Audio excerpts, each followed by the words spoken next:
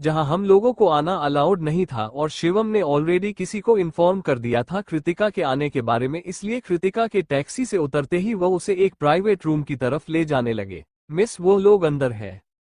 कृतिका ने उस स्टाफ को थैंक यू कहा और डोर को नॉक किया, और जब अंदर खोलकर आए तो उसे सामने काउच पर दे कपल ड्रिंक करते हुए और एक कोना में ड्रिंक करता हुआ अद्वैत दिखाई दिया। दरवाजा खुलते ही सबकी आंखें उसे पर टिक गई। अद्वैत, तुम्हारी नई असिस्टेंट बहुत खूबसूरत है, लेकिन तुम अपनी खूबसूरती ऐसे इंसान के साथ बर्बाद कर रही हो। ये बात बोलने वाला इंसान शिवम मालिक था। कृतिका ये बात ऑनलाइन पिक्चर्स के जरिए पहचान गई। शिवम एक अमीर परिवार से था और गुड लुकिंग भी, और वह हमेशा ही न्यूज हेडलाइंस में बना रहता था फीमेल सेलिब्रिटीज को डेट करने के लिए, इसलिए पूरे दिल्ली शहर में उसकी रेपुटेशन एक प्लेबॉय की थी। उसकी बातें सुनने के बाद भी कृतिका ने पॉलिटली उसे ग्रिट किया। हेलो मिस्टर मलिक, मैं यहाँ सर को पिक करने आई हूँ। अपने बगल में बैठी लड़की को हक करते हुए उसने अपना वाइन गिलास लेकर कहा, क्या तुम्हारा कोई बॉयफ्रेंड है? ये बात करते हुए शिवम उसे ऊपर से नीचे तक देख रहा था, जिससे कृतिका को बहुत गुस्सा आ रहा था और वो बोली, मेरा बॉयफ्रेंड है या नहीं यह मेरा प्राइवेट मामला है कि। शिवम ने हंसते हुए कहा, अगर तुम्हारा कोई बॉयफ्रेंड नहीं है तो मैं बन सकता हूँ। सॉरी, मुझे आप में कोई इंटरेस्ट नहीं है। कृतिका को उन प्लेबॉय टाइप लड़कों से सख्त नफरत करती थी जिन्हें लड़कियां सिर्फ खेलने का जरिया लगती थी। अगर वो उसके बॉस का दोस्त नहीं होता तो अभी कृतिका उस इंसान का मुंह तोड़ देती। लेकिन डायरेक्टली रिजेक्ट होने के बाद भी शिवम पर कोई असर नहीं पड़ा और उसने हंसते हुए कहा, तो तुम्हें मुझमें कोई इंटरेस्ट नहीं है, तो क्या फिर अद्वैत में है? ये सुनकर कृतिका को चिंता हो गई कि अद्वैत उसे गलत समझ लेगा और उसकी जॉब खतरे में आ जाएगी। उसने तुरंत अद्वैत की तरफ देखा, लेकिन खुशकिस्मती से अद्वैत ड्रिंक करने में बिजी था और उसे उसके यहाँ आने का भी पता नहीं चला। तभी शिवम ने हंसते हुए कहा, तुम ना नहीं कह रही हो तो क्या मैं हाँ समझी? मिस्टर मलिक, क्या आपको नहीं पता है कि लोगों की रिस्पेक्ट कैसे की जाती है? इस तरह के लोगों को कृतिका से नफरत थी, जो हमेशा यही सोचते थे कि कोई भी लड़की उनके जैसे अमीर इंसान के पैसे देखकर उनकी तरफ खींची चली जाएगी। अगर उसके पास अपने बाप दादा का पैसा नहीं होता तो उसकी जिंदगी कृतिका से भी बुरी होती है। कौन देता है इसे इतनी हिम्मत? वहां बैठा होगा एक दूसरा आदमी बोला, जो कृतिका को काफी फ्रेंडली नजरों से नहीं देख रहा था। कृतिका उस इंसान को नहीं जानती थी, लेकिन जहां तक वह अंदाजा लगा सकती थी वह बजाज परिवार का बेटा था, जो दिल्ली शहर के एक बड़े परिवार था और उसका नाम प्रियांशु बजाज था। दिल्ली शहर की 4 बड़ी फैमिली थी: मित्तल परिवार, बजाज परिवार, मलिक परिवार और कपूर परिवार। अद्वैत, शिवम और प्रियांशु तीनों ही लगभग एक ही उम्र के थे और शायद बचपन की दोस्त भी। मैंने उसे हिम्मत दी है, कोई प्रॉब्लम है तुम्हें? अचानक से सबको अद्वैत की डिप आवाज सुनाई दी। सब ने उसकी तरफ देखा, जो धीरे धीरे अपनी वाइन का सिप ले रहा था। शिवम ने उन दोनों को शांत करते हुए कहा, नहीं, हमें क्या प्रॉब्लम होगी? प्रियांशु ने घूर कर कृतिका को देखा। कृतिका कंफ्यूज हो गई, यह तो उनकी पहली मीटिंग थी, वो लोग एक दूसरे को जानते भी नहीं है, तो प्रियांशु कृतिका से इतनी गुस्से में क्यों है? उसने दोनों को इग्नोर किया और डायरेक्ट अद्वैत के पास गई, जिसके पास से बहुत शराब की बदबू आ रही थी, लेकिन उसे देखकर कोई भी बात नहीं सकता था कि वह नशे में है या नहीं। उसने धीमी में आवाज में पूछा, सर, क्या हमें चलना चाहिए? अद्वैत ने उसकी तरफ देखा और पूछा, तुम्हें किसने आने के लिए कहा? मिस्टर मलिक ने मुझसे कहा कि मैं आपको पिक कर लूं। अद्वैत ने शिवम की तरफ देखा तो उसने हंसते हुए कहा, जिंदगी बहुत छोटी है, तो मैं इस तरह से वेस्ट नहीं करना चाहिए और एंजॉय करना चाहिए। अद्वैत ने उसे घूर कर देखा तो शिवम जल्दी से सीरियस टोन में बोला, अरे तुमने मुझे ड्राइवर को कॉल करने के लिए कहा था, मगर मैंने गलती से इसे कॉल कर दिया।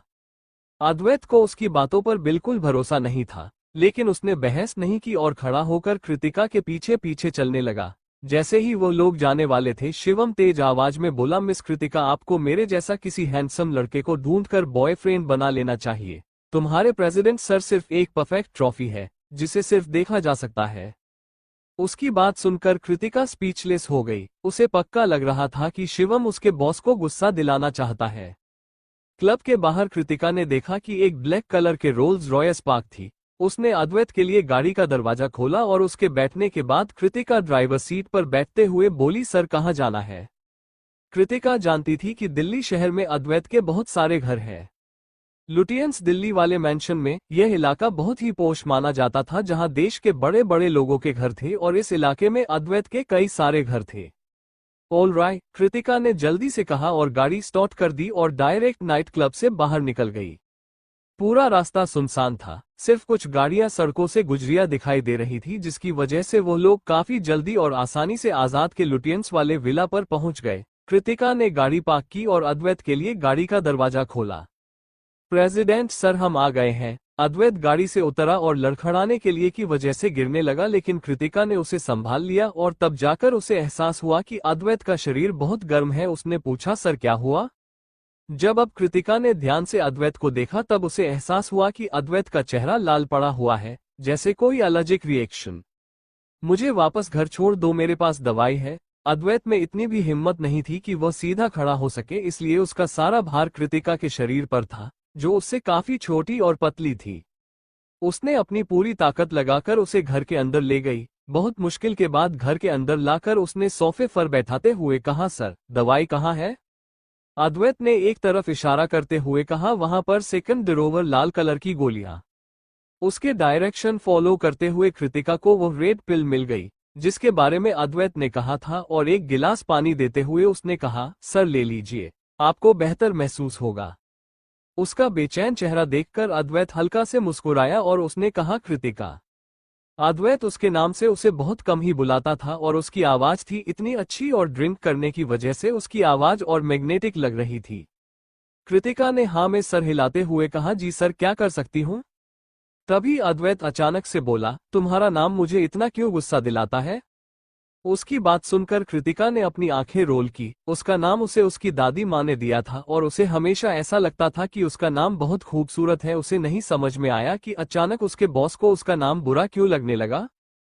उसने सोचा कि शायद ड्रंक होने की वजह से वो कुछ भी बोल रहा है, तो वो बोली, सर पहले आपको दवाई लेना चाहिए। अद्वैत ने दवाई लेने के बाद में पूछा, क्या तुम्हें पता है कि हैंगओवर सूप कैसे बनाते हैं? कृतिका खाना नहीं बनना चाहती थी, मगर अद्वैत ने उसे मना करने का मौका ही नहीं दिया। वो आगे बोला, वहीं पर रेसिपी और इंग्रेडिएंट रखे हुए होंगे किचन में, बना देना और जब तैयार हो जाए तो मुझे बुलाना।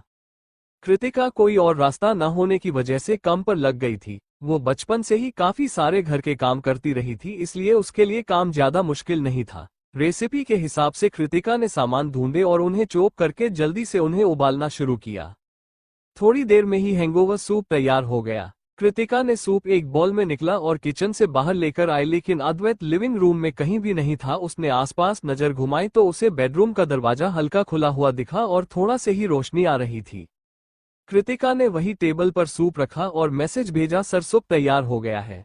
अगर आपको और किसी चीज की जरूरत नहीं है तो मैं जाती हूँ। जैसे ही कृतिका ने मैसेज भेजा, घर की डोर बेल बजी, जिससे वो थोड़ा डर गई। उसकी गट फीलिंग बता रही थी कि उसके प्रेसिडेंट की वाइफ होगी इतनी रात को, जिससे वो थोड़ा पैनिक हो गई। भले ही उसके और अद्भुत के बीच में पूरी तरह से पूरे वर्किंग रिलेशन था, लेकिन इस तरह किसी के घर में आधी रात को एक आदमी के साथ अकेला होना गलतफहमियां अपने आप पैदा कर सकता है।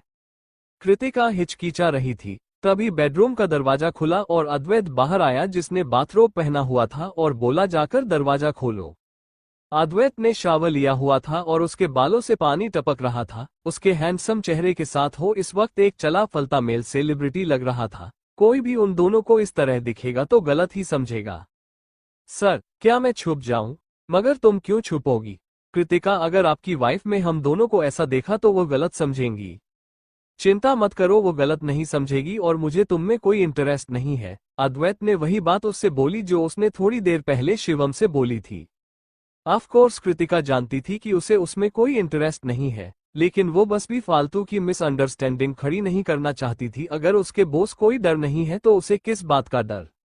वो दरवाजे के पास गई और उसने खोला। बाहर एक आदमी और औरत खड़े थे। वह औरत मिडिल एज लग रही थी, 45 से 50 साल के बीच होगी, और उन्होंने एक मेडिकल बैग पड़ा हुआ था। वही लड़का टोल और मस्कुला था और डार्क स्किन और उसके लेफ्ट आंख के नीचे कट का निशान, जिसकी वजह से वो थोड़ा डरावना दिख रहा था। कृतिका ये चेहरा भूली नहीं थी। कृतिका ने कुछ दिन पहले ही इस आदमी को मुंबई में शॉपिंग करते वक्त देखा था, जब वो कुछ दूरी से अद्वैत का पीछा कर रहा था, लेकिन उसके बाद स्टोर में जाने के बाद कृतिका ने उसे नहीं देखा, तो इसलिए उसने नहीं लगा कि इस आदमी का उसके बॉस से कोई लेना देना है। वही सामने खड़ी और लेडी ने कृतिका को देखा और पूछा, तुम्हें यहाँ क्या कर रही हो?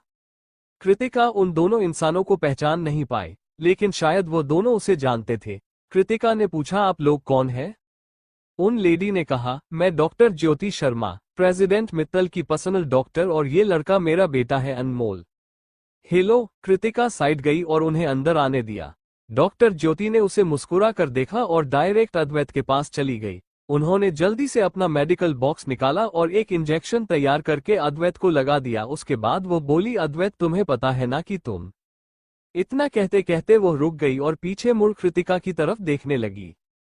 अद्वैत जो पीछे सोफे पर लेटा हुआ था, उसने कहा, चिंता मत कीजिए, अगर उसने मेरी कमजोरी बाहर रिवील करने की कोशिश की तो मैं अनमोल से कहकर इस नदी में फेंकवा दूंगा और मछलियां इसे खाना बना लेंगे। कृतिका, वो उसे गाली देना चाहती थी। वो ऐसा कैसे बोल सकता है? वो तो चुपचाप अपने घर में सो रही थी और प्यारी प्यारी सपना देख रही थी। अचानक से किसी ने कॉल करके उसकी नींद बिगाड़ी और उसे दौड़ते हुए सिमर क्लब जाना पड़ा। वो उसे घर तक लेकर आई और उसके लिए हैंगओवर सूप भी बनाया, और इतना सब कुछ आधी रात को।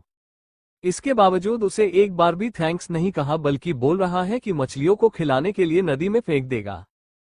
प्रेसिडेंट सर, आपका हैंगओवर सूप वही टेबल पर है और कोई काम नहीं है तो मैं जा रही हूँ। जितना कम वो जानेगी कि उतना ज्यादा सेफ रहेगी। कृतिका को अपनी जान की बहुत फिक्र थी, इसलिए वो जाने के लिए तैयार हो गई।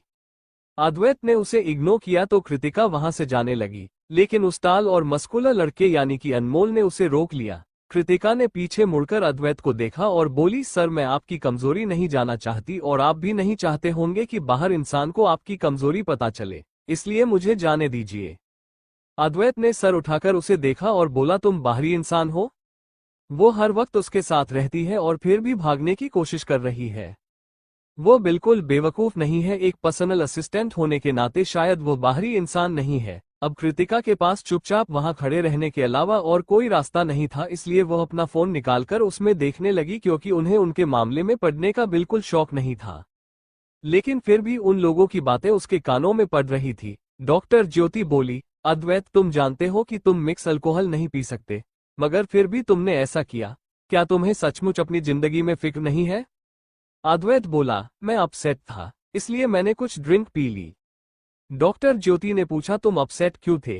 कृतिका भी जानना चाहती थी कि उसके प्रेसिडेंट बुरे मूड में क्यों थे, मगर अद्वैत ने कोई जवाब नहीं दिया। आखिरी बार जब वो अपनी वाइफ से मिलने गया था तभी उसका मूड खराब हो गया था, और इस बार भी। क्या सचमुच उसके बॉस का उसकी वाइफ के साथ कोई झगड़ा हुआ है? और जब अद्वैत की आदतों और जरूरत के बारे में कृतिका को बताया गया है तो यह नहीं बताया गया कि अद्वैत मिक्स अल्कोहल से एलर्जिक है। कृतिका ने इस बारे में सोचा, तभी उसे अचानक एहसास हुआ कि कोई बेवकूफ ही इतनी बड़ी कंपनी का मालिक होकर और इतने सारे दुश्मनों से घिरा हुआ होकर अपनी कमजोरी खुलेआम इस तरह किसी पेपर पर लिख देगा ताकि कोई भी आए और उसे मार दे। उसे इतने खतरों से झेलना होता था कि उसे लोगों से ज्यादा केयरफुल रहना होगा। तभी डॉक्टर ज्योति ने उसे आवाज दी, मिस कृतिका, क्या प्लीज आप यहाँ पर आकर मेरी मदद करेगी? कृतिका ने जल्दी से अपना फोन नीचे रखा और वहां पर आते हुए कहा, किस चीज में मदद चाहिए आपको? डॉक्टर ज्योति ने अद्वैत से कहा, अपने कपड़े उतारो और कृतिका को मेडिसिन लगाने में मदद करने दो।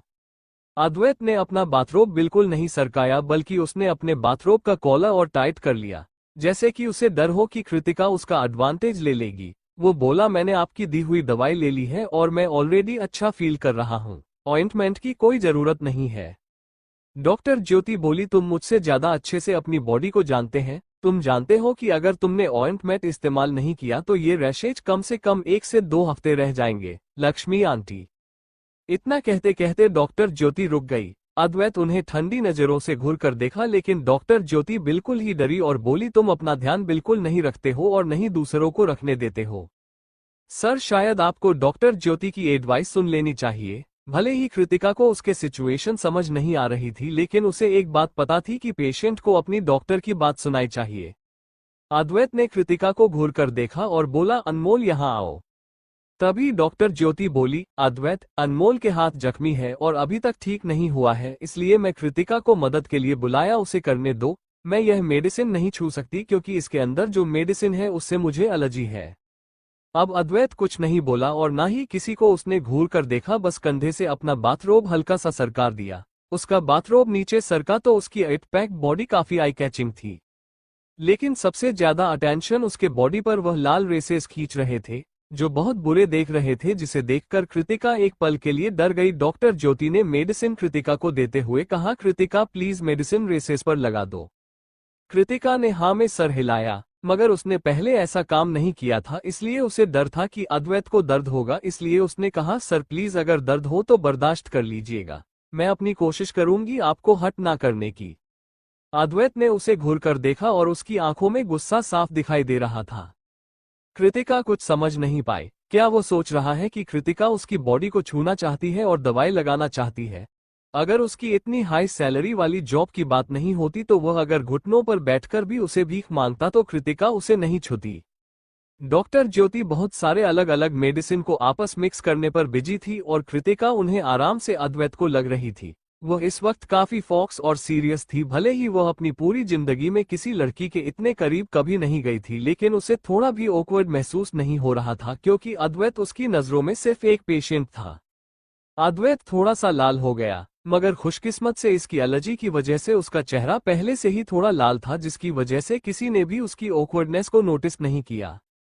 उसकी शादी को 1 साल हो गए थे, मगर उसने अपनी वाइफ को सिर्फ उसी दिन देखा था जिस दिन उनकी शादी रजिस्टर हुई थी, और ना ही वो कभी किसी लड़की के करीब गया था। इसलिए कृतिका के आसपास होने पर उसे थोड़ा ऑकवर्ड फील हो रहा था। अद्वैत की पीठ पर मेडिसिन लगाने के बाद कृतिका मेडिसिन चेस्ट पर लगने लगी। कृतिका का गोरा खूबसूरत चेहरा और आंखें अद्वैत की आंखों के सामने थी, और उसकी बॉडी से आने वाली वह माइल्ड खूबसूरत सी स्मेल वो महसूस कर सकता था। मैं अपने आप कर लूंगा, उसकी तरफ देखते हुए अचानक अद्वैत ने दीप आवाज में कहा। कृतिका ने उसे कंफ्यूजन में देखा और पूछा, प्रेसिडेंट सर, क्या मैंने आपको हॉट कर दिया? अद्वैत ने बिना किसी एक्सप्रेशन के कहा, अनमोल इसे घर लेकर जाओ। कृतिका के बाहर देखा तो ऑलरेडी हल्की हल्की रोशनी होने लगी थी, तो शायद सुबह होने वाली होगी, इसलिए उसने किसी को परेशान न करने का फैसला लिया और बोली, इट्स ओके, मैं घर जाने के लिए कैब ले लूंगी। अद्वैत बोला, जैसी तुम्हारी मर्जी। कृतिका, आदमियों को समझना इतना मुश्किल क्यों होता है? कृतिका के जाने के बाद डॉक्टर ज्योति बोली, वो काफी अच्छी लड़की है। अद्वैत, तो क्या आप उसे अपनी बहू बनाना चाहती है? डॉक्टर ज्योति बोली, क्या मैंने ऐसा कुछ कहा? अद्भुत, तो आपकी बातों का मतलब क्या था? उसका सवाल सुनकर डॉक्टर ज्योति शांत हो गई। सच ये था कि उन्हें भी नहीं पता कि उन्होंने यह बात क्यों कही। अगले कुछ दिनों में कृतिका को ऑफिस में बहुत परेशानी हुई। पिछले दिनों में क्या क्या किया वो सब याद करने की कोशिश की, लेकिन उसे ऐसा कुछ याद नहीं आ रहा था कि उसने कुछ गलत किया है। लेकिन उसके बॉस लगातार उसके काम में गलतियां निकल जा रहे हैं और एक स्केरी डेविल बॉस बनते जा रहे हैं। न सिर्फ कृतिका ने अद्वैत के गुस्से को नोटिस किया, बल्कि शिव ने भी किया। कृतिका के साथ लंच करते हुए वो खुद को रोक नहीं पाया और बोला, क्या तुमने कुछ करके सर को गुस्सा दिलाया? कृतिका ने गहरी सांस छोड़ी। वह भी अपनी परेशानी किसी के साथ बांटना चाहती थी। बोली, अगर मुझे पता होता कि मैं क्या गलत किया है तो मैं जल्दी से उसे फिक्स कर देती, मगर मुझे पता भी नहीं है कि मैं उन्हें किस बात से गुस्सा दिला दिया। शिव कई सालों से अद्वैत के साथ था और उसने अद्वैत को कभी इस तरह बिहेव करते नहीं देखा था। पास्ट में अद्वैत हमेशा ही एक गलती पर लोगों को नौकरी से निकाल देता था। वो उन लड़कियों को भी ऑफिस से निकलने में एक बार नहीं हिचकिचाता था जो उसे सेड्यूस करके मिसेज मित्तल बनने की कोशिश करती थी। प्रॉब्लम यहाँ ये थी कि कृतिका अपना काम बहुत अच्छे से कर रही थी और उसका कोई गलत टेंशन भी नहीं था, लेकिन उसके लिए अद्वैत का एटीट्यूड उसकी तरफ बहुत बुरा था। शिव ने भारी आवाज में कहा, ध्यान से सोचो, तब तुम्हें शायद पता चल जाए कि तुमने क्या करके बॉस को गुस्सा दिला दिया है। कृतिका, उसने जब शिव की बात सुनकर तब उसे रिलीज हुआ कि अद्वैत का बिहेवियर उसके लिए तब से बदला है जिस दिन उसने दवाई लगाने में उसकी मदद की थी। क्या ऐसा हो सकता है कि वो अद्वैत को घर छोड़ने आई थी? यह खबर उसकी वाइफ को पता चल गई हो और वह नहीं चाहती होगी उसके जैसी यंग असिस्टेंट उसके पति के आसपास रहे, इसलिए अद्वैत उससे दूरी बना रहा है और उसे रूड बिहेव कर रहा है। इतने सारे अंदाजा लगाने के बाद कृतिका को सिर्फ यही एक सॉलिड रीजन लगा। ये सोचते ही फैसला कर लिया कि वह अपने बिहेवियर को लेकर और केयरफुल रहेगी और काम के बाद कभी अद्वैत से कोई कांटेक्ट नहीं रखेगी। दोपहर में हमेशा की तरह कृतिका ने अद्वैत के डेस्क पर काफी रखा और बोली, प्रेसिडेंट सर, आज दोपहर में। अद्वैत ने उसे बीच में रोकते हुए बोला, कल से किसी और से काफी भिजवाना मेरे लिए।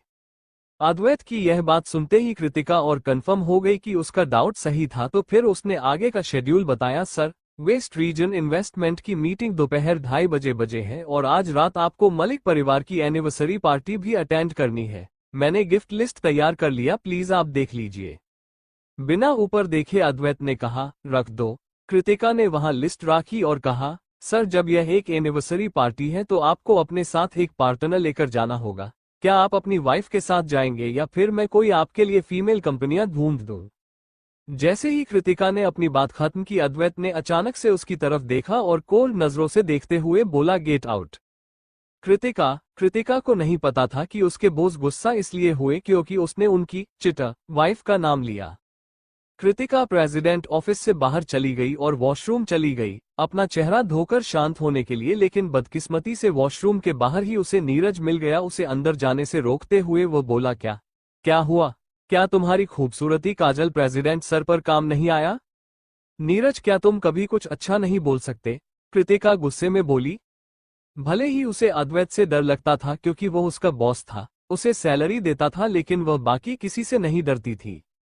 नीरज ने हंसते हुए कहा, तुम काफी इम्प्रेसिव हो कृतिका, एक शब्द में ही लोगों की बेइज्जती कर सकती हो, मगर फ्यूचर बहुत लंबा है, देखते हैं आखिर में कौन जीतता है। कृतिका ने भी मुस्कुराकर कहा, ठीक है फिर देख लेंगे। दोपहर की मीटिंग बहुत ही अच्छे से हो गई। उसके बाद अद्वैत को उसके लोअर का कॉल आया, मिस्टर मित्तल आपकी डिवोर्स एग्रीमेंट वाली रिक्वेस्ट तैयार हो गई है, मैंने आपको ईमेल सेंड कर दिया है, प्लीज एक बार देख लीजिए और बता दीजिए कि कोई चेंज कर नहीं या नहीं। अद्वैत बोला, ओके। उसका वकील उसे निराश नहीं करता था, न सिर्फ वह अपनी वाइफ को कुछ नहीं देगा बल्कि उसकी वाइफ ने जो उसे इमोशनल स्ट्रेस दिया है उसके लिए उसे कंपनसेट भी करना होगा। सच तो ये था कि अद्वैत को पैसों से कोई फर्क नहीं पड़ता था, मगर फिर भी वो खुश था, जो भी उसे धोखा देगा उसे उसकी कीमत चुकानी होगी। उस एग्रीमेंट को पढ़ने के बाद अद्वैत ने अपने लोअर को कॉल किया और कहा उसे कल कांटेक्ट करो और डिवोर्स वाली बात कर लेना। उसने अपनी दादी से प्रॉमिस किया है कि वह अपनी वाइफ को डिवोर्स देने का मौका देगा, लेकिन उसने ये तो नहीं कहा कि वह अपने लॉयर से उसे इन्फॉर्म नहीं करवाएगा। लोअर से बात होने के बाद कृतिका के लिए अद्वैत का बिहेवियर थोड़ा ठीक हो गया और वो बोला, आज रात मलिक परिवार के गोल्डन एनिवर्सरी पार्टी में तुम मेरे साथ चलना। कृतिका ने खुश होते हुए कहा, सर क्या आप अब मुझ पर गुस्सा नहीं है? अद्वैत, मैं तुमसे कब गुस्सा था? कृतिका से वह दोनों दिनों से रूडली बिहेव कर रहा था, लेकिन उसके दिमाग में ये बात गुस्से के तौर पर नहीं ले जा सकती थी। शाम को मलिक हाउस में पार्टी थी। शिवम के दादा दादी ज्यादा बड़ी पार्टी नहीं देना चाहते थे, इसलिए ज्यादा गेस्ट को इनवाइट नहीं किया गया था, मगर जितने भी अमीर लोग थे इस तरह की पार्टी में आना चाहते थे, इसलिए फिर भी यहाँ थोड़ी बहुत भीड़ थी। भले ही कितने भी लोग क्यों ना हो, अद्वैत के आने से ही वो सेंटर ऑफ अटेंशन बन गया और उसके अलावा वो ऐसी सोशल गैदरिंग्स में बहुत कम ही किसी फीमेल कंपनी के साथ आता है, मगर आज वह अपने साथ एक फीमेल पार्टनर लेकर आया था, इसलिए कई लोगों ने कृतिका को भी नोटिस किया। वो पिछले 2-3 हफ्तों में दिखा कई सारे फैंसी पार्टी में गई थी अद्वैत के साथ, इसलिए उसे इन सब की आदत लगभग हो ही गई थी। अद्वैत मलिक परिवार के ओल्ड कपल को विश करने चला गया तो कृतिका इसी मौके का फायदा उठाकर एक शांत कोने में चले गई कुछ स्नैक्स खाने के लिए। शिवम, जिसने एक ड्रिंक पड़ी हुई थी, उसके पास चलकर आया और उसने कहा, क्या मैं आपके साथ डांस कर सकता हूँ? सॉरी मिस्टर मलिक, मगर मैं डांस नहीं कर सकती, मुझे नहीं आता। एक असिस्टेंट होने का नाते उसे डांस करना कैसे नहीं आता होगा, लेकिन ये सिर्फ कृतिका का तरीका था शिवम को मना करने का, जो बात दोनों ही जानते थे।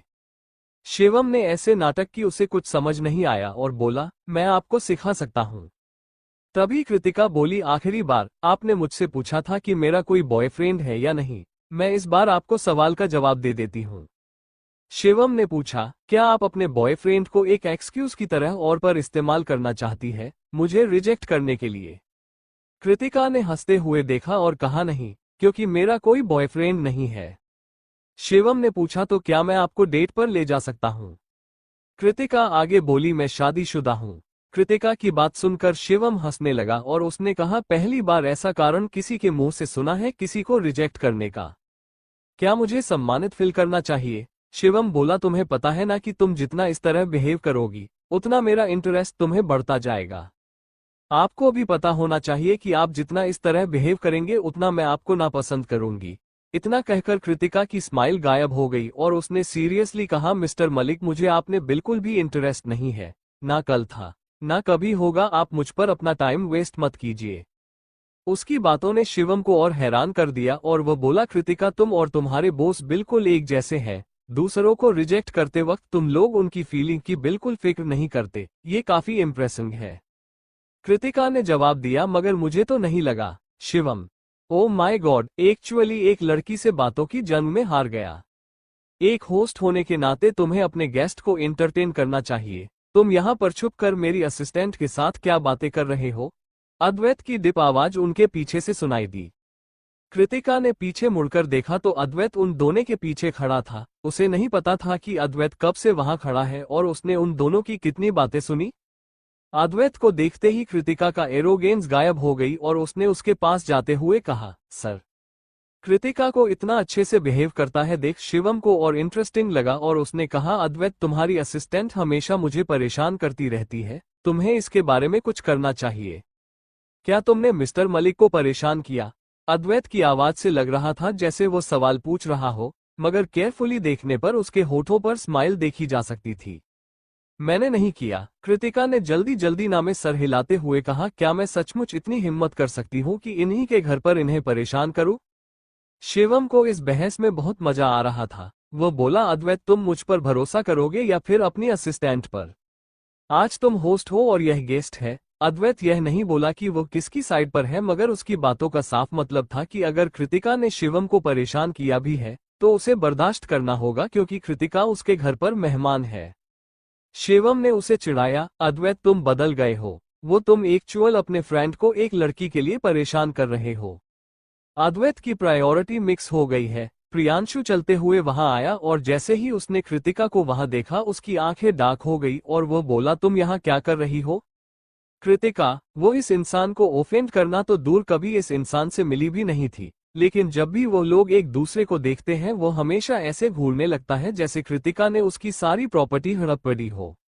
अद्वैत ने एक आईब्रो उठाते हुए कहा, क्या मुझे तुम्हारे ओपिनियन की जरूरत पड़ेगी कि मैं किसी अपने साथ पार्टी में लेकर आऊं और किसे नहीं? प्रियांशु ने ऑकवर्डली हंसते हुए कहा, मेरा मतलब वो नहीं था।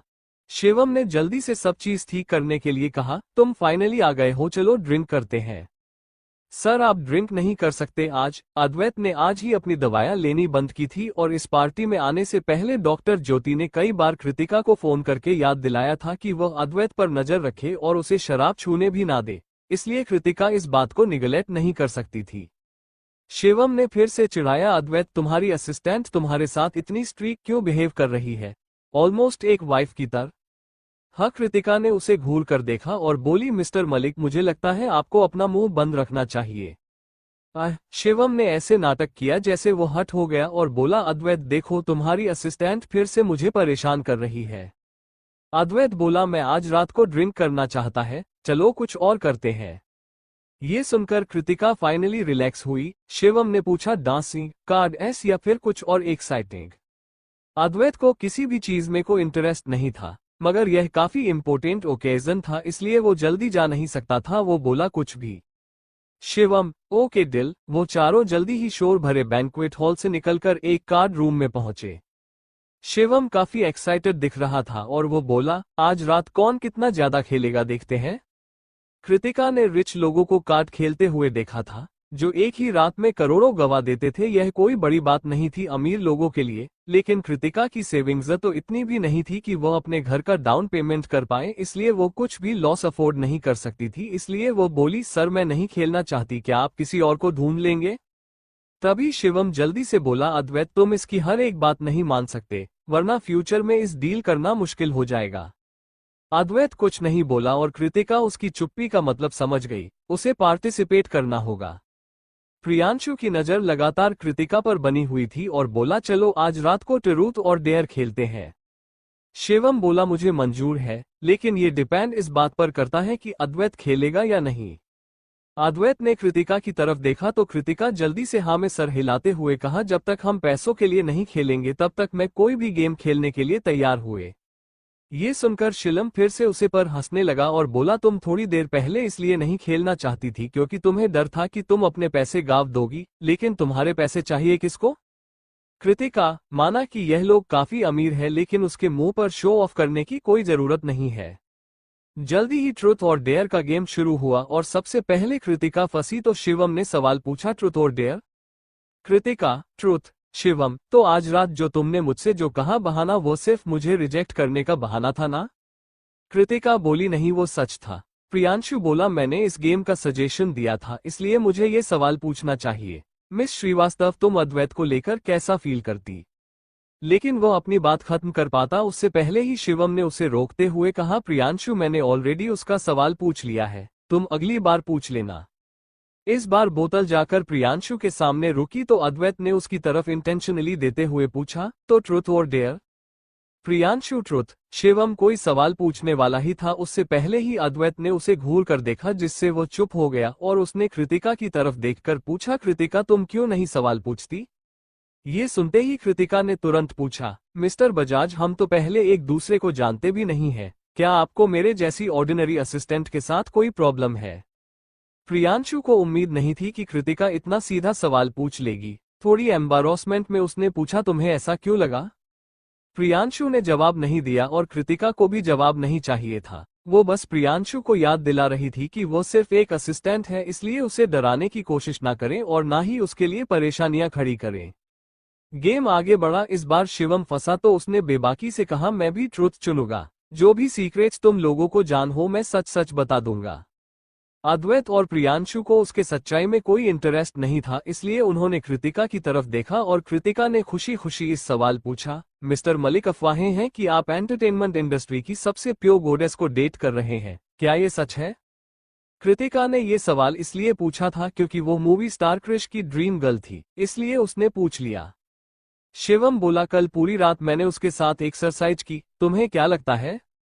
कृतिका, ये जवाब कुछ ज्यादा ही डायरेक्ट था। कहा जा रहा था कि उस एक्ट्रेस का स्टूडियो यह अफवाहें फैलाने वाले लोगों को पर केस करने वाला है, लेकिन सच्चाई ये है कि एंटरटेनमेंट इंडस्ट्री जो कहती है उसे पर भरोसा बिल्कुल नहीं करना चाहिए। शिवम बोला तुम ये सवाल मुझसे क्यों पूछ रही हो? भले ही तुमने मुझे कह दिया कि तुम्हें मुझमें कोई इंटरेस्ट नहीं है लेकिन शायद तुम सीक्रेटली मुझे लाइक करती हो। कृतिका उसकी बात सुनकर हंसने लगी। उसके बाद बोतल कई बार स्पिन हुई और अक्सर वो शिवम के ऊपर ही आकर रुकती और सवाल करने की ड्यूटी कृतिका की थी, जो कृतिका काफी खुशी खुशी एक्साइटेड होकर कर रही थी। अद्वैत ने कुछ बार उसकी तरफ देखा और उसे समझ में नहीं आया कि कृतिका किस बात को लेकर इतनी खुश है। शिवम बोला फिर से स्पिन करते हैं, मुझे भरोसा ही नहीं हो रहा है कि मैं इतना अनलकी हूँ। आखिर में हर बार बोतल शिवम के पास ही जाकर रुकी और वो हार गया। वो बोला मुझे फर्क नहीं पड़ता, आज मैं इतनी बार हारा हूँ। उसके बदले अद्वैत तुम्हें भी एक सवाल का जवाब देना होगा कंपनसेट करने के लिए।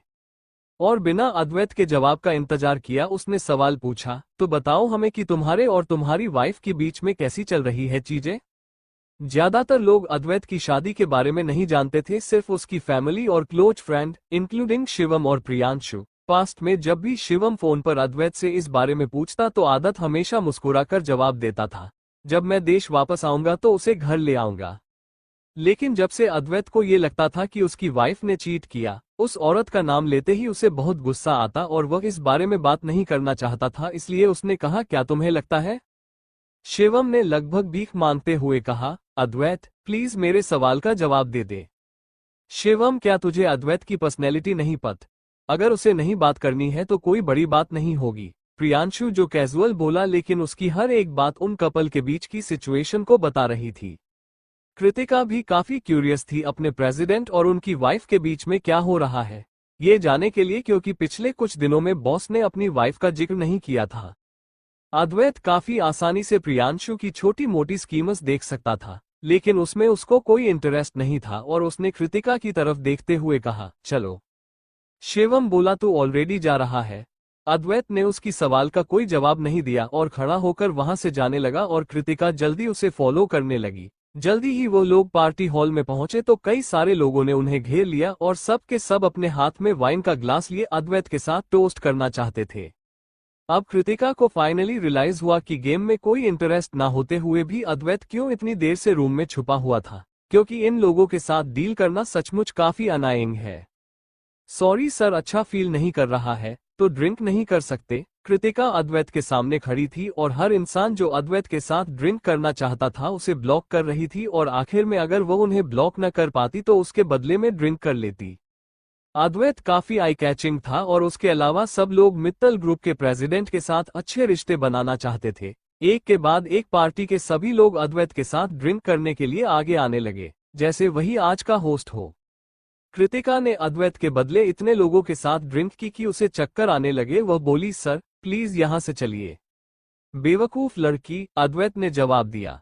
उसने उसे बचाने के लिए इतनी सारी वाइन पी ली और फिर भी वह उसे बेवकूफ कर रहा है। कृतिका को बुरा लगा, मगर उसने अपने चेहरे पर नहीं दिखाए। अगर उसके बॉस को लगता है कि वह बेवकूफ है तो ठीक है। अद्वैत ने उसे देखा। आज रात की पार्टी के लिए कृतिका ने अपने ऑफिस वर्क के कपड़े नहीं पहने थे, बल्कि एक स्काई ब्लू कलर की ड्रेस पहनी थी। उसके बाल अभी भी सिंपल सी वन में बंधे हुए थे और ड्रेस बिल्कुल प्लेन थी, लेकिन इस ड्रेस में उसकी फिगर और कवर्स काफी उभर कर दिखाई दे रहे थे और ड्रिंक करने की वजह से उसका छोटा सा मासूम चेहरा लाल हो गया था, जो उसे मासूम और हॉट दोनों एक साथ बना रहा था, जो उसकी उसूल वर्क इफेक्ट से थोड़ा अलग था।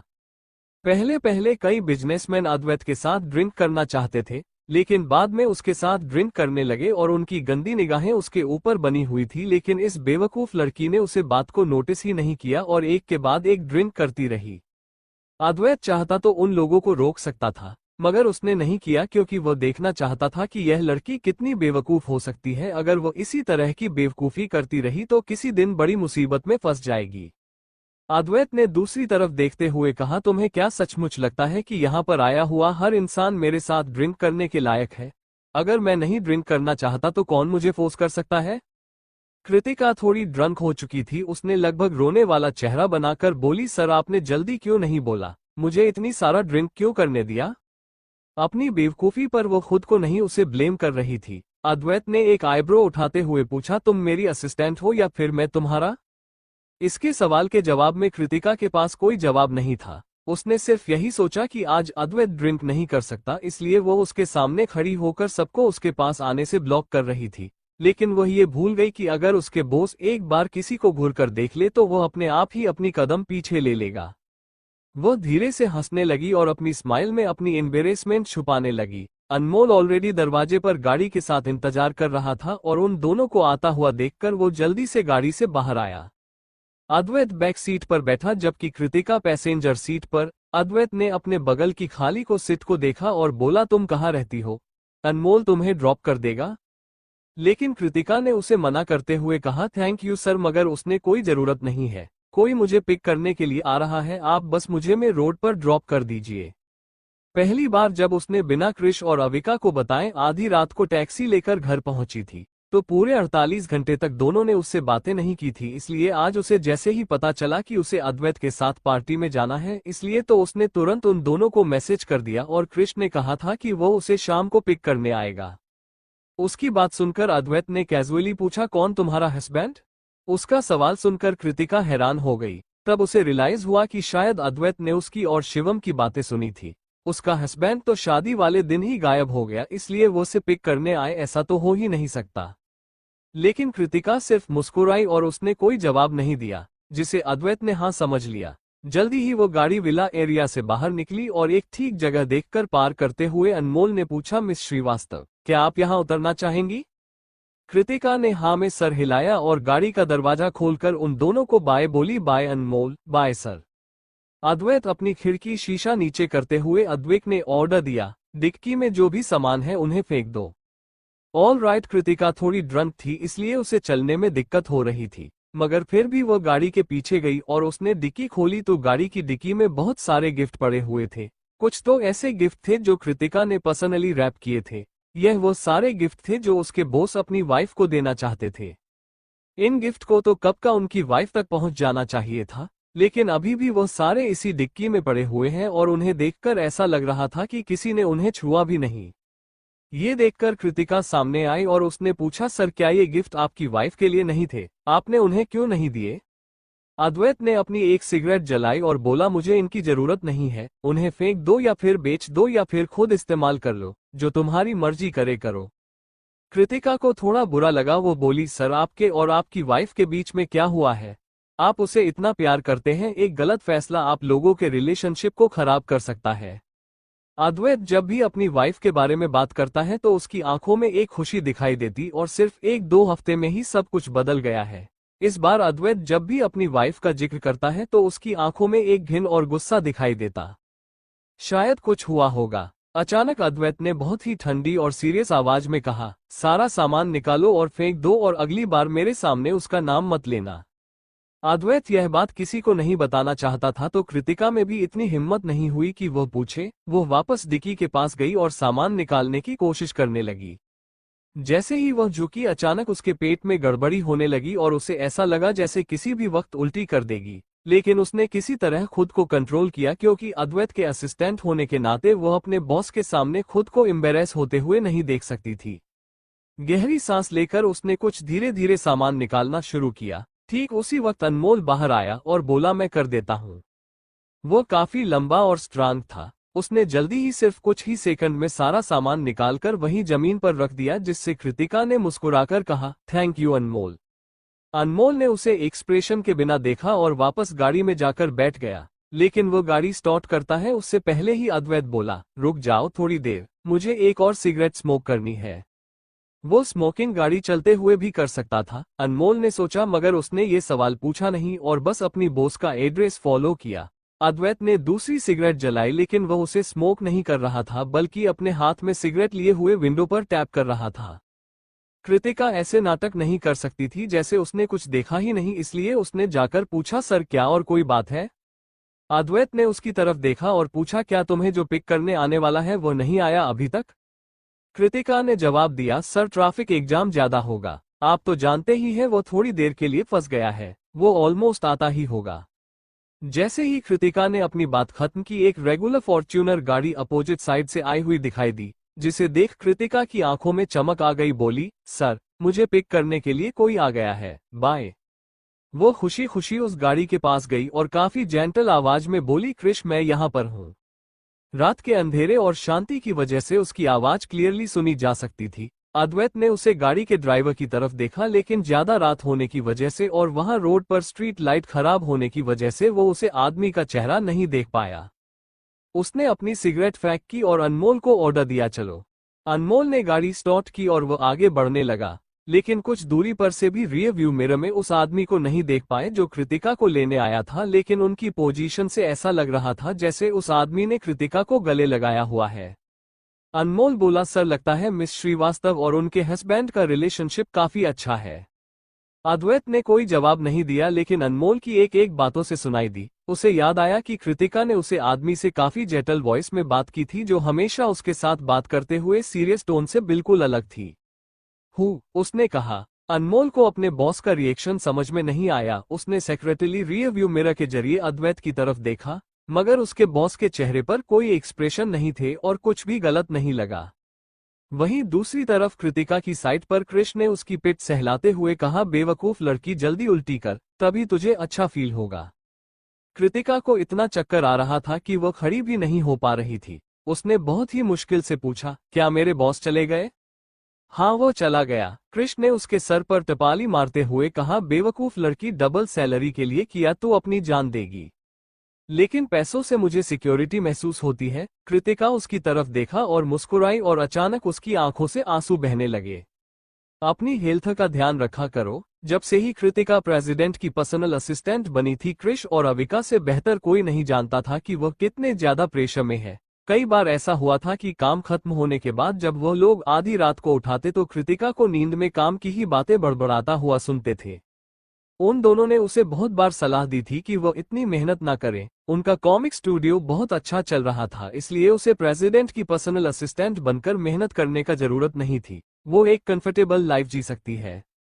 मगर वो खुद रिलैक्स नहीं होना चाहती थी। वो हमेशा कहती थी ज्यादा फ्री टाइम होने पर वो ज्यादा सोचना शुरू कर देगी और पास्ट की उसके सारे बुरे एक्सपीरियंस उसे याद आने लगेंगे और बिना रुके बिना थके काम करने से जैसे जैसे उसका बैंक बैलेंस बढ़ता जाएगा वो अच्छा फील करने लगेगी। अपने आंसू पोंछते हुए कृतिका बोली, अगली बार मुझे ड्रिंक करना ही नहीं चाहिए, उसकी वजह से देखो मैं रोने भी लगी। कृष्ण ने एक बड़े भाई की तरह उसका सर सहलाते हुए कहा, कभी कभी रोना अच्छा होता है, इसमें कोई शर्म की बात नहीं है। कृष उसकी पिक थोकते हुए कहा, वैसे कितनी ड्रिंक की तूने आज? कृतिका ने ज्यादा खाना नहीं खाया था, मगर ड्रिंक कर लिया था जिसकी वजह से उसके पेट में थोड़ी जलन हो रही थी। वो बड़ी ज्यादा नहीं, बस थोड़ी सी white wine, red wine, champagne. उसकी बात सुनकर क्रिश को बहुत गुस्सा हुआ और वो उसे डांटना नहीं चाहता था, इसलिए बोला चलो घर चलते हैं। ओके, चलो घर चलते हैं। इस हालत में होते हुए भी कृतिका अपने बॉस का दिया हुआ काम नहीं भूली और वो बोली वो जो सामान यहाँ पड़ा हुआ है ना, उन्हें गाड़ी में रखने में मेरी मदद करो। क्या है ये सब? क्रिश ने उसकी पैसेंजर सीट पर बैठने में मदद की और उसके बाद गाड़ी का दरवाजा बंद करके सारा सामान गाड़ी की डिक्की में डालने लगा।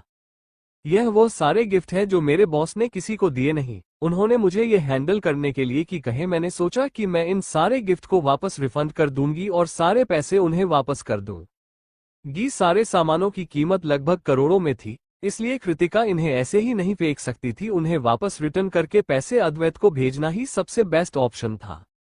सारा सामान को वापस अच्छे से रखने के बाद क्रिश ड्राइवर सीट पर बैठा और गुस्से में बोला, वो तुम्हें इस तरह छोड़कर चला गया और फिर भी तुम्हें इतना सारा काम दे गया करने के लिए। किस तरह का आदमी है वह? भले ही कृतिका नशे में थी, मगर वो अभी भी पैसे के बारे में नहीं भूली और बोली, भले ही काम थोड़ा ज्यादा है मगर सैलरी काफी हाई है कि नहीं, और अगर मैं अच्छा किया तो साल में कुछ लाख रुपए बोनस के तौर पर भी मिलेंगे।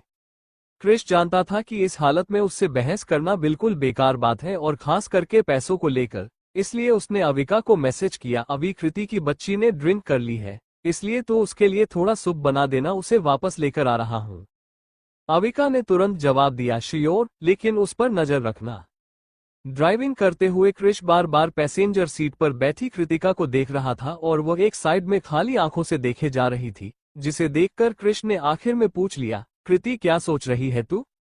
मैं अपने पेरेंट्स के बारे में सोच रही हूँ। अगर मेरी माँ मुझे जन्म देते ही हमें छोड़कर नहीं गई होती तो शायद डैड मुझे अच्छी जिंदगी देने के लिए एक्स्ट्रा काम नहीं करते और ना ही उसकी वजह से यह एक्सीडेंट होता और ना ही मेरी जिंदगी इतनी बुरी तरह बदलती। कृतिका यही सोच रही थी मगर वह अपने दुखी साइड और उदास चेहरा किसी को नहीं दिखाना चाहती थी, अपने बेस्ट फ्रेंड को भी नहीं।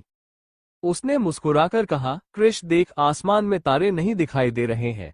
क्या तुम्हें वो वक्त याद है जब हम अपने घर की छत पर लेटकर तारे दिखा करते थे जब हम छोटे थे? कृष्ण समझ गया कि वो इस बारे में बात नहीं करना चाहती, इसके लिए टॉपिक बदल रही है, लेकिन फिर भी बोला, वो हम तीनों की सबसे खूबसूरत याद थी, कैसे हम भूल सकते हैं उसे? कृतिका आगे बोली, जो मैं और सेविंग्स कर लूंगी तो हम रोड ट्रिप पर चलेंगे और फिर से इस तरह खुले मैदान में लेटकर खूबसूरत सितारों को देखेंगे। जैसे ही कृतिका ने फिर से पैसों की बात की, क्रिश को कुछ याद आया और वह बोला, कृति तेरी वो रोमांस कॉमिक काफी अच्छा कर रही है और काफी सारे फिल्म और टीवी कंपनी उसके राइट्स खरीदना चाहते हैं। ये सुनते ही कृतिका की आंखों में चमक आ गई और बोली, कौन सी कंपनी? कृष्ण ने कुछ कंपनी के नाम बताए। रियली? सचमुच? कृतिका ने काफी एक्साइटेड होकर कई बार पूछा। जिस कंपनी कृष्ण ने बताया उसका इंडस्ट्री में काफी रिपीटेशन थी और अगर वो कोई कहानी खरीदना चाहते हैं इसका मतलब वो बहुत अच्छी होगी। कृष आगे बोला, वो हमसे डिस्कस करने के लिए मिलना चाहते थे। हम जानते हैं कि तू काफी बिजी रहती है और तेरे पास सिर्फ वीकेंड के दिन ही टाइम होता है, इसलिए वो लोग भी वीकेंड के दिन हमसे मिलने के लिए तैयार हो गए हैं। वो काफी सिंसियर है। ओके, तो कब हम मिलेंगे उनसे? इस वीकेंड। अगर तू मान गई तो अविका को बोल दूंगा टिकट बुक करने के लिए, क्योंकि फ्राइडे के दिन तेरा काम खत्म होने के बाद हम मुंबई चलेंगे। ये सुनकर कृतिका ने सबसे पहले अद्वैत के शेड्यूल के बारे में सोचा, अगले 2 दिनों के, और उसे याद आया कि अद्वैत वीकेंड के दिन फ्री है तो उसने हाँ कह दी, ऑल राइट। अगले दिन कृतिका ठीक से उठी, लेकिन जैसे ही वो ऑफिस पहुंची और उसने ऑफिस के अंदर कदम रखा उसे लगा कि सबकी नजरें थोड़ी सी अलग है। उसने काफी अच्छे से रोज की तरह सबको गुड मॉर्निंग कहा, लेकिन जवाब में उसे कोई ग्रीटिंग नहीं मिली, बल्कि सब उसके पीठ पीछे धीरे धीरे आपस में कुछ बात कर रहे थे। प्रेसिडेंट ऑफिस में उसके सारे कलीग्स भी ऐसे ही कुछ कर रहे थे और एक दूसरे से बातें कर रहे थे और उसके आते ही वो लोग चुप हो गए। ये सब देखकर कृतिका काफी कंफ्यूज फील कर रही थी। तभी उसे जीविका का मैसेज मिला, कृतिका कंपनी के ग्रुप चैट को देखो। ओके, कृतिका ने जवाब दिया और उसने यह नोटिस नहीं किया कि नीरज काफी डेविल स्माइल के साथ और अजीब सी नजरों के साथ उसकी तरफ बढ़ रहा है। जैसे ही कृतिका का कुछ खतरे का एहसास हुआ, वो साइड हट गई और जो खोलता हुआ पानी नीरज ने अपने कप में लिया हुआ था वो उसके चेहरे पर नहीं गया, मगर उसका कान और गला नहीं बच पाया। उसका गला तुरंत लाल हो गया और कृतिका के मुंह से दर्द के मारे आवाज निकल गई। कृतिका, आई एम सॉरी, मैंने नोटिस नहीं किया, क्या मैं तुम्हें जला दिया? नीरज ने तुरंत लाउडली माफी मांगने का नाटक किया, जबकि वह अपने हाथों से कृतिका के भीगे हुए शर्ट की कॉलर को पकड़ना चाहता था। क्या कर रहे हो तुम? कृतिका ने उसका हाथ दूर झटक दिया और उस पर चलाए।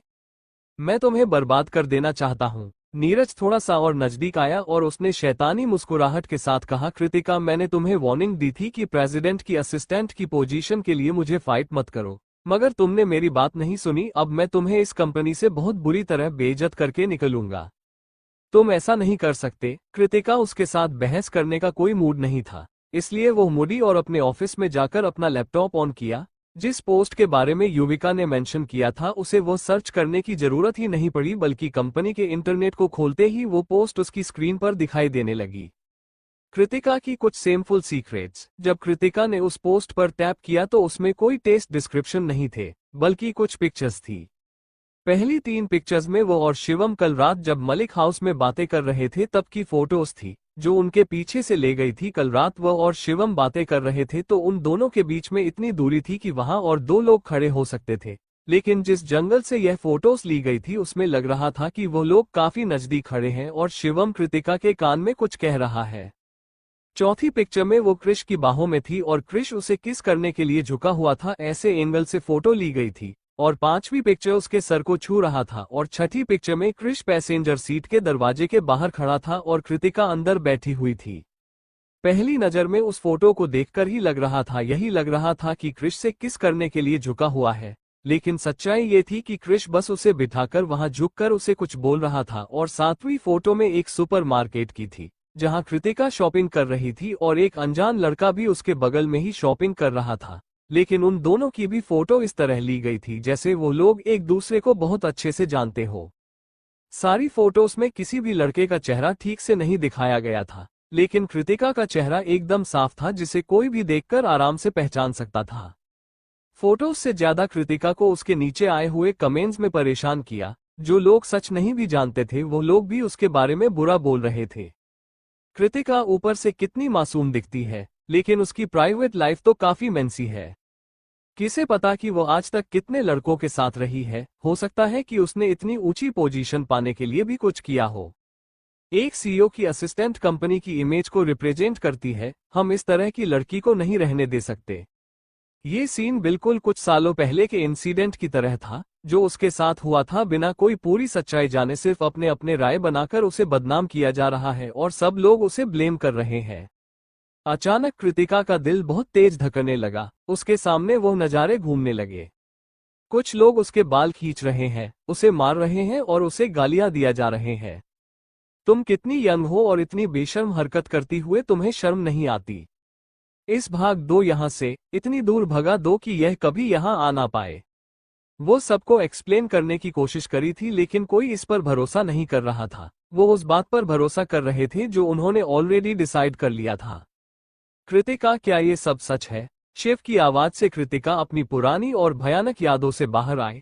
वो कृतिका के साथ तकरीबन 1 महीने से काम कर रहा था। वो कृतिका को ज्यादा जानता नहीं था, मगर फिर भी उसने फोटोज देखकर कृतिका के ऊपर कोई कमेंट नहीं पास किया और ना ही कोई राय बनाई। बस वो कृतिका से पूछने आ गया, जिसके लिए कृतिका पहले ही एहसान थी। उसने एक जबरदस्ती की मुस्कुराहट के साथ पूछा, क्या सर आ गए हैं?